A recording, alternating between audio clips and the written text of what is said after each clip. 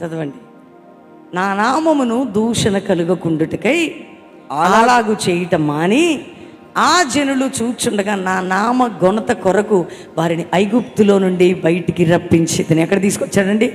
దూషణం. చంపేద్దామన్నంత కోపం వచ్చి ఏమనిపించిందంట తెలుసా? వీళ్ళని ఐగుప్తులో దేవుని తెలుసుకున్నారు వాళ్ళు. ఐగుప్తులందరూ ఓహో వీరి దేవుడి గొప్ప కార్యాలు చేస్తాడని చూశారు.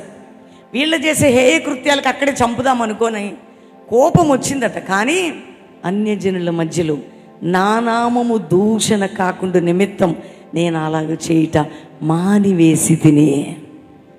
దేవుడు ఎంత గొప్ప దేవుడు అండి! అసలు ఎంతగా ఆలోచిస్తాడు మనం ఆలోచించండి. మనం ఏది పడితే అది ఇష్టం వచ్చినట్టు చేసేస్తాం. ఇశ్రాయేలులు ఐగుప్తులో తొక్కిపడేయొచ్చు దేవుడు, అంత హేయ కృత్యాలు చేశారట. వాళ్ళు చెయ్యరానివి ఏది చెయ్యొద్దో చేసి కూర్చున్నారట. అక్కడే దేవుడు అద్భుతాలు చేశాడు, వీళ్ళు అక్కడే హేయ కృత్యాలు చేశాడు. దేవుని కోపం వచ్చింది. కానీ దేవుడు ఎందుకు ఆపుకున్నాడు తెలుసా? అన్యజనులు చూశారు నన్ను, నా గొప్పతనాన్ని చూశారు, నా నామ ఘనత కొరకు, నా నామము దూషణ పాలు కాకుండా నిమిత్తం నేను అది చెయ్యక మానుకుంటేనే. ఎంత గొప్ప దేవుడు అండి! ఒకసారి మీరు ఇమాజిన్ చేయండి ఆయన ప్రేమని. మనము పొద్దున్న లేస్తే, ఇది ఇంట్రడక్షనే, ముందుంది. పొద్దున్న లేస్తే సోషల్ మీడియాలో క్రైస్తవులు తిట్టుకోవడమే. పొద్దున లేస్తే ఈ సేవ మీద ఆ సేవ, ఆ సేవ మీద ఈ సేవ, 100 ఒక్క వీడియో ఈయన చేస్తే 100 వీడియోలు ఆయన చేసుడు. ఒక్క మాట పక్కింటి ఆమె క్రైస్తవులు అంటే నువ్వు ఎదురింటి క్రైస్తవుడు వేయండి, ఆ చుట్టుపక్కలందరూ అన్యులు ఉంటారు, పొయ్యి వాళ్ళ ముందే గొడవ పెట్టుకుంటున్నాం. ఒక్క సెన్స్ ఉండాలి మనకి. మన దేవుడు ఎంత సెన్సిటివో, మన దేవుడు ఎంత గౌరవప్రదంగా ఉన్నాడో, మన దేవుడు ఎంత పూజార్హుడో, మన దేవుడు ఎంత మర్యాదస్తుడో, మన దేవుడు ఎంత ఘనమైన వాడో, వారి మధ్యలో దేవుని నామము అవమానపరచకూడదు. ఇప్పుడు మనం తిట్టుకుంటే ఏమైందండి చెప్పండి? తిట్టుకుంటే అన్యులు బలిపైన అంటున్నారు వాళ్ళు. ఇప్పుడు ఎవరి నామం దూషణ పాలవుతుంది చెప్పండి? 4 ఇళ్ళు క్రైస్తవులు ఉంటే 8 ఇళ్ళు వేరే ఇళ్ళు ఉంటాయి. ఈ 4 పంచాయతీలు, ఈ 4 పంచాయతీలు చుట్టుపోవడమే. ఇదేమన్నా క్రైస్తత్వానికి మంచిదా? అందుకని ఈ ఫాస్టింగ్ ప్రేయర్లో ఈ చెత్త ఖాళీ కావాలా? గట్టిగా చెప్పండి ఒకసారి. ఈ చెత్త, అరే ఆయన వీడియో చేస్తే నువ్వు చేసేదేంది? ఆయనంటే నువ్వు అనడం ఏంది? మమ్మల్ని అన్నందుకు మేము ఇప్పుడు ఒక 10,000 వీడియోలు చేయొచ్చండి. మా దగ్గర A1గా మాట్లాడే వాళ్ళు ఉన్నారు. A1 లేదు, A2 లేదు, A3 లేదు. నోరు మూసుకోమన్నాడు దైవజనుడు. ఎందుకు అంటే నువ్వు నోరు తెరిస్తే, దేవుడు నోరు తెరిస్తే, దేవుడు చెయ్యి చాపితే, దేవుడు కోపం వస్తే అన్యజనుల మధ్యలో దూషణ పలకబోతుంది దేవుని నామం. అందుకని వీళ్ళు ఏమన్నా పోని కోపాన్ని ఏం చేశాడు తెలుసండి? దేవుడు అణుచుకున్నాడు. ఏం చేశాడు చెప్పండి కొద్దిగా? ఏం చేశాడమ్మా? మనకు అణుచుడు లేదు, మనదంతా సెల్ఫ్ మనం స్వనీతి. నేనేంటి నీతివంతుడు, నేను పరిశుద్ధుణ్ణి, నేనే స్వచ్ఛమైనోడిని, నన్ను మించినోడు లేడు, నన్ను మించింది లేదు.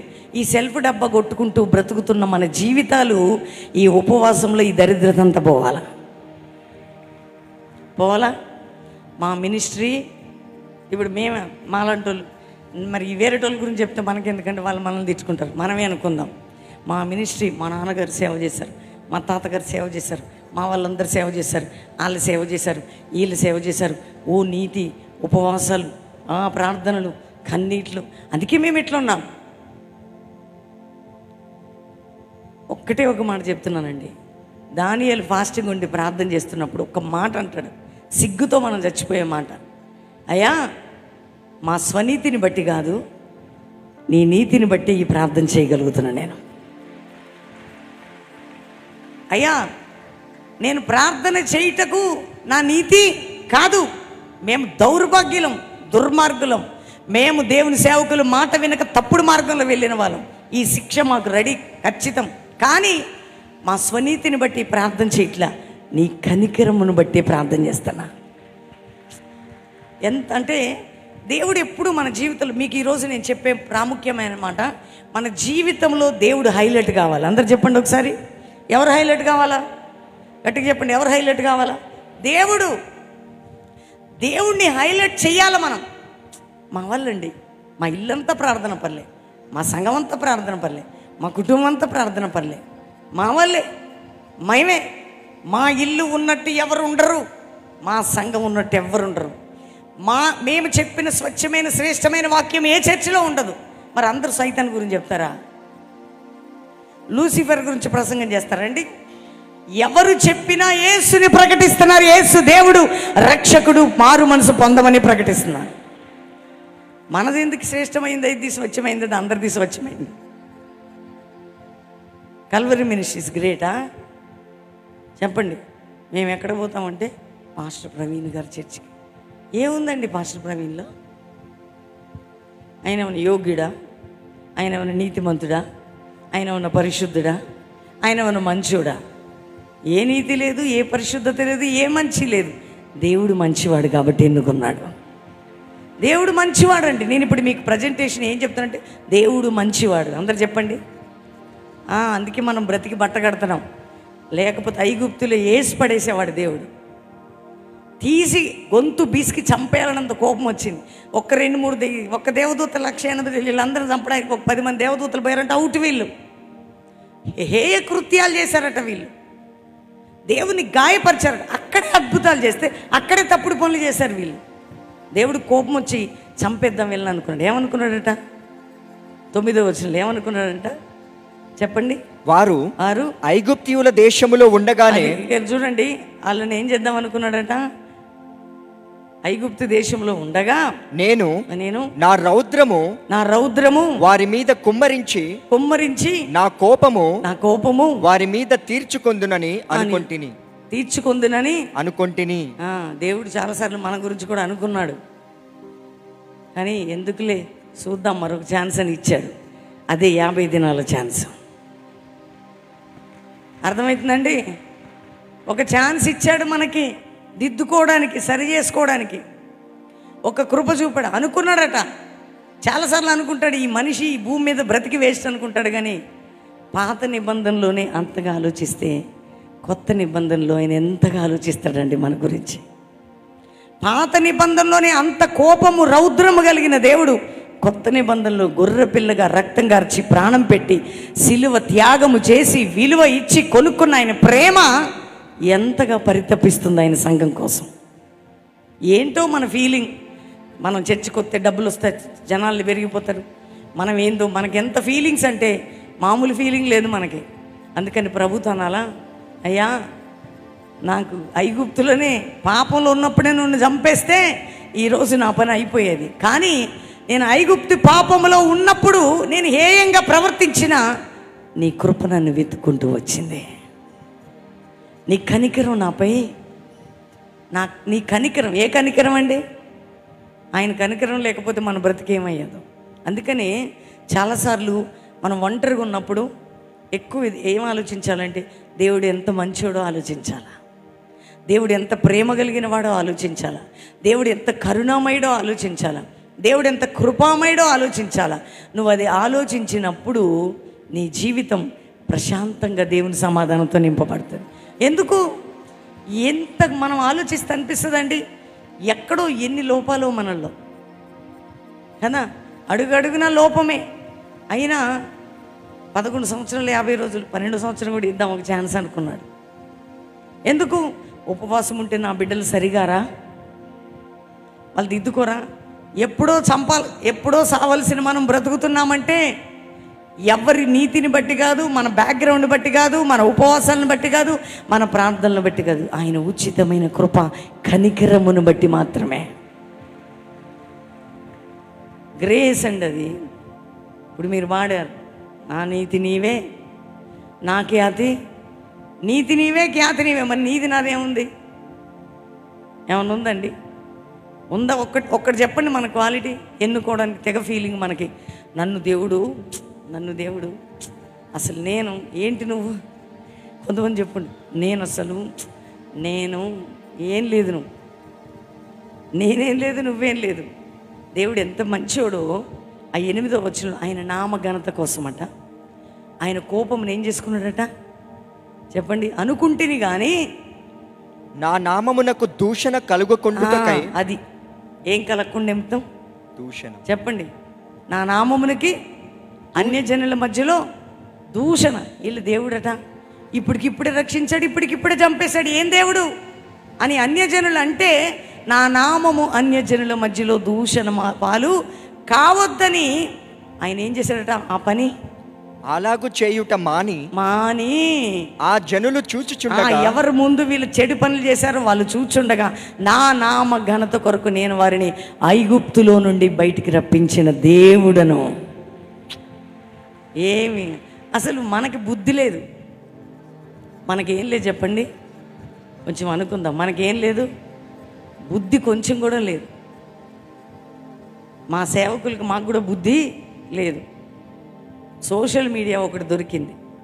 ఏ మీడియా అండి, అదొక వేదిక అయిపోయింది అందరికీ. నువ్వు నన్ను తిట్టా, నేను నిన్ను తిట్టా, మన ఇద్దరం తిట్టుకుంటుంటే అన్యులు చూసి వాళ్ళు ఎంజాయ్ చేయాలి. ఎవరి నామం దూషణ? ఒక్కసారి ఆలోచించాలి కదా. మనం ఒక స్టెప్ వేసే ముందు, ఒక మాట మాట్లాడే ముందు, ఒకటి చేసే ముందు ఎక్కడైనా దేవునికి దుఃఖకరంగా ఉంటుందా అని కానీ నువ్వు ఆలోచిస్తే, నువ్వు దేవుని కోణములు ఆలోచిస్తే చేయడం మానేస్తాం.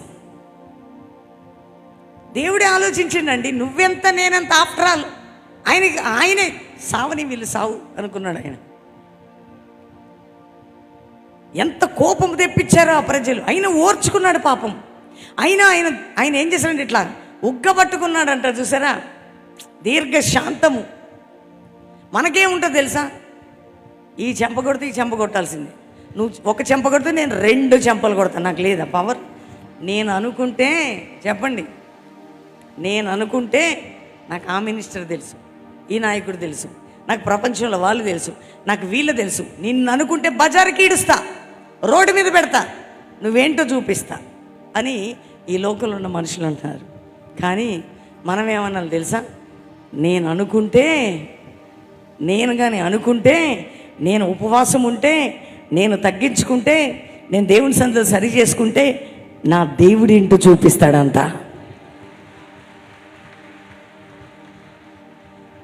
నీ లోక పవర్ చూపించద్దు, దమ్ము ధైర్యం నీకుంటే దేవుని శక్తి చూపి. ఈ లోకపరమైన పవర్ ఎందుకు నీకు? ఇహలోకపరమైన శక్తి అది కొద్ది కాలం ఉండొచ్చు, కొద్ది రోజులు ఉంటుంది అథారిటీ. దేవుని శక్తి శాశ్వత కాలం ఉండే శక్తి. అది నువ్వు ప్రార్థిస్తే, నువ్వు మోకరిస్తే, నువ్వు దేవుని కనికరం చూస్తే, దేవుడు కరుణా సంపన్నుడు దిగి పనిచేయటం ప్రారంభిస్తాడు నీ జీవితంలో. దేవుడు చేయాలా మనం చేయాలా చెప్పండి మీరు? దేవుడు చేయాలా మనం చేద్దామా? దేవుడు చేద్దామా? అందరు చెప్పండి. దేవుడు చేద్దాం అనుకుందామా మనం చేద్దామా? అన్నీ మనమే చేద్దాం. లాస్ట్కి దేవుడా అంటే అంత నువ్వు చేసుకొని లాస్ట్ అంతకు నన్ను పెట్టమంటున్నావు ఎందుకు కదండి? అంత నువ్వు చెయ్యాలా. ఎందుకంటే ఈ యుగము ఎట్లా తయారైందంటే సోషల్ మీడియాలో కంపు అయిపోతుంది. దేవుడు కోపం వచ్చిన, క్రోధం వచ్చిన, బాధ కలిగిన ఆ ఇశ్రాయేలు ప్రజలు చేసిన భయంకరమైనటువంటి హేయ కృత్యాలు, ఆయనని గాయపరిచిన ఆయన నామ ఘనత కోసమట, ఆయన నామము అన్యుల మధ్యలో దూషణ పాలు కావద్దని దేవుడు కోపమని అణుచుకున్న దేవుడట ఆయన. దేవుడు అణుచుకున్నాడండి. గట్టిగా చెప్పండి, ఏం చేశాడు ఆయన? మనకు అణుచుకోవడం రాదు, మనకి బయటికి ఎగరడమే వచ్చు. ఏదన్నా ఉంటే ఫట్టా ఫటా ఫటా ఫటా కుటుంబాలు రోడ్లకు ఎక్కుతున్నాయి, మనుషులు రోడ్లకు ఎక్కుతున్నారు, క్రైస్తవులు ఒకరినొకరు బురద జల్లుకుంటున్నారు, చెడ్డ మాటలు మాట్లాడుతున్నారు, దూషణ పలుకులు పలుకుతున్నారు, వ్యర్థమైనవి చేస్తున్నారు. దేవుడు అనే మనసు లేదు, దేవుని మనసు ఏంటో తెలియదు, దేవుని ప్రేమ ఏంటో తెలియదు, దేవుని కనికరం ఏంటో దేవుడు ఎలా ఏ టైంలో స్పందిస్తాడో ఎప్పుడు అర్థమవుతుంది తెలుసా మనకి? ఆయన మనసులో దూరాలి అంటే, ఆయన హృదయం తెలియాలంటే ఉపవాస ప్రార్థన ద్వారానే దేవుని ప్రేమ ఏంటో అర్థమవుతుంది. మాకు చేత కాదండి చేయాలనుకుంటే, మాకు నోరు లేదనుకుంటున్నారా? మేము అన్ని విషయాలు సంజేసి ఇచ్చే శక్తి సామర్థ్యం మాకు లేదా? మేము చూపించుకుంటే కొద్దిగే దేవుడు మమ్మల్ని పైకి లేపితే అది శాశ్వతంగా ఉంటుంది.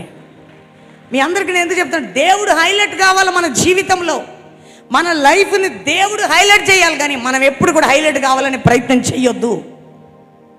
ఇశ్రాయేలు ప్రజలు ఐగుప్తులు ఉన్నప్పుడు వాళ్ళ కళ్ళ ముందు ఘోరమైన అద్భుతాలు చేశాడు దేవుడు.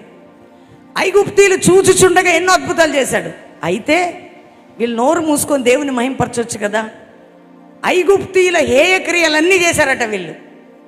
ఇక వీళ్ళని ఇక్కడే చంపుదామని కోపం బాగా వచ్చి ప్రభు అనుకున్నాడు, వద్దొద్దు, వీళ్ళని ఇక్కడ చంపితే ఇప్పుడే అద్భుతాలు చేశాను కదా, ఇప్పుడే నేను దేవుణ్ణి కదా, ఇప్పుడే నా నామఘనత కొరకు చేశాను, నా నామము దూషణ పాలు కాకుండా నిమిత్తం నేను ఏది చెయ్యాలని క్రోధంతో లేచానో అది మానేసుకున్నాను అని దేవుడే ఆ మాట సెలవిస్తుంటే, ఆఫ్టర్ ఆల్ నువ్వెంత నేనెంతండి. పొద్దున్న లేస్తే ఒకరిని తిట్టడమే సరిపోతుంది మనకి. నిజంగా అండి, క్రైస్తవులు ఈ ఫాస్టింగ్ డేస్ ఎందుకంటే క్రీస్తువులే మార్చబడ్డానికి. వింటున్నారా? మీకు ఫాస్టింగ్లో ఒక్క అంశం నేను చెప్తాను, దీన్ని ఇక్కడ ఉంచి 8వ వచనం 9వ వచనం మీకు చదివించా, 14వ వచనం చదివిస్తాను, దాని తర్వాత 20వ వచనం చదివిస్తాను. దానికంటే ముందుగా ఆహాబుకి ఒక థ్రెటనింగ్ కాల్. ఆహాబు యెజబెలు మాట విని, రాజుల మొదటి గ్రంథం 21వ అధ్యాయం 25వ వచనంలో ఒక మంచి మాట రాయబడి ఉంటుంది. ఆహాబు ఏం చేస్తాడంటే ఆయన భార్య అయిన యెజబెలు మాటిని చాలా తప్పుడు పని చేస్తాడు. అక్కడ చదువుకుందాం. కానీ ఆయన మీదకి దేవుడు చంపి పడేస్తానని ఒక పంపిస్తాడండి ఒక మెసేజ్. విందాం, చదువుదాం. తన భార్య అయిన యెజబెలు ప్రేరేపణ చేత, తన భార్య అయిన యెజబెలు ప్రేరేపణ చేత యెహోవా దృష్టికి కీడు చేయ తన్ను తాను అమ్ముకొనిన ఆహాబు వంటి వాడు ఎవడును లేడు. కీడు చేయడానికట దేవుని ప్రజలకి, దేవుని అభిషక్తులకి కీడు చేయటానికి అమ్ముకున్నాడట ఆయన. అయితే చదవండి. ఇశ్రాయేలీయుల ఎదుట నిలువకుండా యెహోవా వెళ్ళగొట్టిన అమోరీయుల ఆచార రీతిగా విగ్రహములను పెట్టుకొని అతడు బహు హేయముగా ప్రవర్తించెను. 27వ వచనం. ఆహాబు ఆ మాటలు విని తన వస్త్రములను చింపుకొని, ఒక మాట అండి, దాని కంటిన్యూషన్ చదవండి. 26 కంటిన్యూషన్. ఇశ్రాయేలీయుల ఎదుట నిలువకుండా యెహోవా వెళ్ళగొట్టిన అమోరీయుల ఆచార రీతిగా విగ్రహములను పెట్టుకొని అతడు బహుగా హేయముగా ప్రవర్తించిన. ఆహాబు ఆ మాటలు విని